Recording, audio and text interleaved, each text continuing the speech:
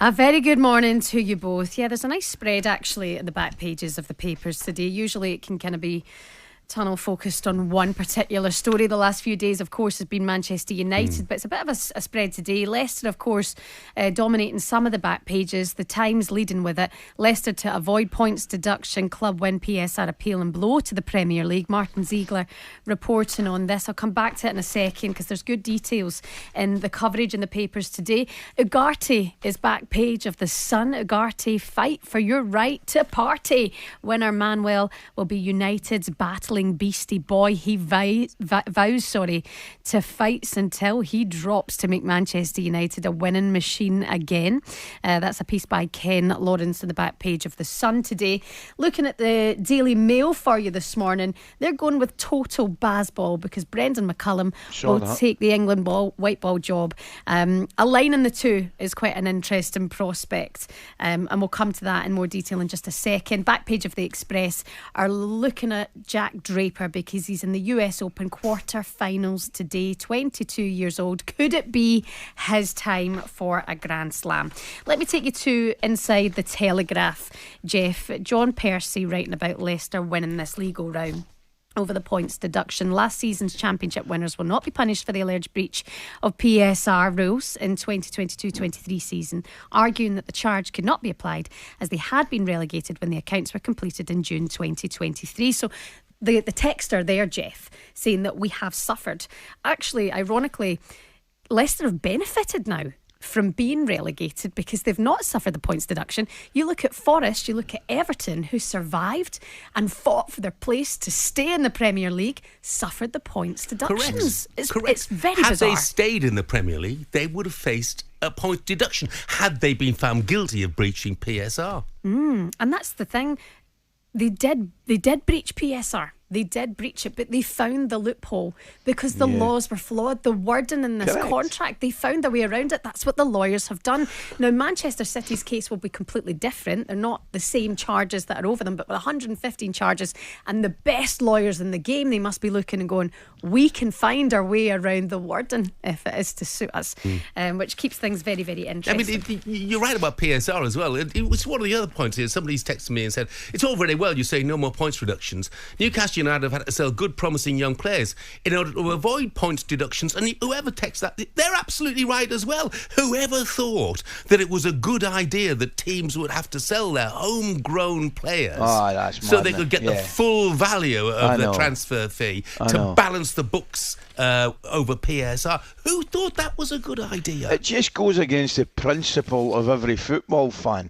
Because, Jeff, what does every football fan? Every football fan wants to see their homegrown talent in their team. That's what they want. And now they're actively being not encouraged to sell, but clearly it's another kind of loophole, if you like, to avoid it.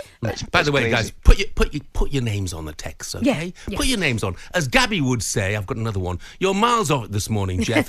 What's the point of transfer embargoes when the likes of City have already bought their titles unfairly? Bring back Brazil. Look, I don't disagree with the last sentiment. But before that, so what do you want? Who's going to benefit if you take the titles off City now?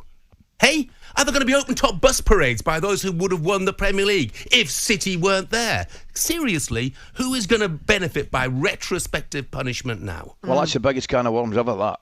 I mean, that would be the biggest can of worms.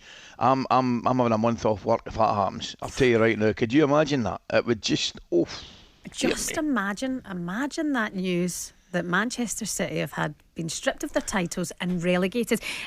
Listen, sorry, last one, Shebahn. Yeah. Everybody, by the way, who's texting in, every single person who's texting in at the moment and saying, if you gain 10 points by breaking the law and win the league as a result, there should be no points deduction. If it was your team, you would not have that viewpoint. I guarantee you that. You might think I'm wrong about everything else, but I guarantee you I am right about that.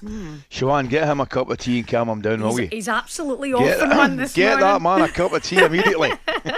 By the way, Aston Villa are raging about the whole situation as well, because they've launched a blistering attack on the Premier League's financial rules, branding them a perversion which protects the established elite, because they were forced to sell Douglas Luiz to Juventus this summer to get that £50 million to avoid a potential 12-point PSR deduction.